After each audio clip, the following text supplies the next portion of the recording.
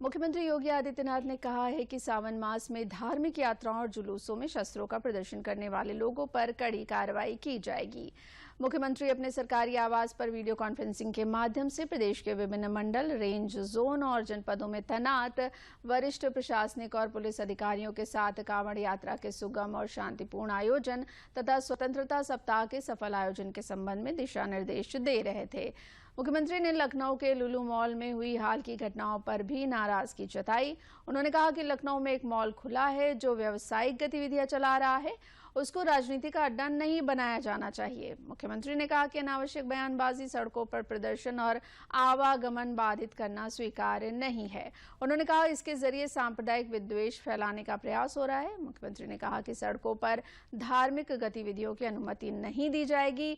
इस विशेष बैठक में उन्होंने IGRS, जनता दर्शन और CM हेल्पलाइन पर प्राप्त शिकायतों के थाना, तहसील और जिला स्तर की रैंकिंग को देखते हुए संबंधित अधिकारियों को कार्य प्रणाली को और बेहतर करने के निर्देश भी दिए।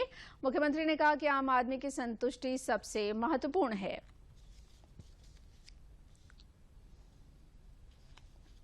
लखनऊ में एक मॉल खुला है, वह मॉल अपने व्यावसायिक प्रतिष्ठान को लेकर काम कर रहा है और उसको लेकर के राजनीति का अड्डा बनाना, अनावश्यक बयानबाजी जारी करना और उसके नाम पर फिर सड़कों पे प्रदर्शन करके लोगों के आवागमन को बाधित करना और बार बार लखनऊ के प्रशासन से कहा गया सब के बावजूद भी अराजकता पैदा करने और सांप्रदायिक विद्वेष की स्थिति पैदा करने का जो कुत्सित प्रयास हो रहा है, यहाँ पे लखनऊ प्रशासन को बहुत गंभीरता से इसको लेना चाहिए। इस प्रकार की किसी भी शरारत को स्वीकार नहीं करना चाहिए। सख्ती से ऐसे तत्वों से निपटना चाहिए।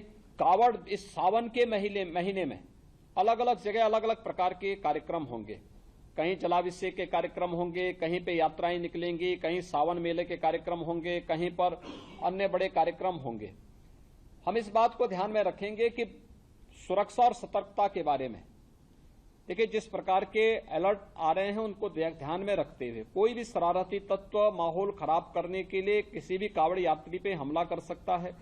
रात्रि में विश्राम कर रहे हैं उस समय उन पर हमला किया जा सकता है, कोई अन्य घटना घटित हो सकती है। इसलिए जहां भी उनका रात्रि विश्राम हो उसके आसपास का सुरक्षा का वातावरण बेहतरीन होना चाहिए।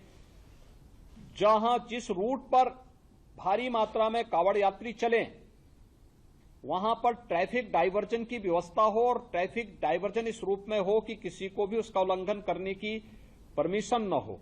इसको भी हम ध्यान में रख करके देखें।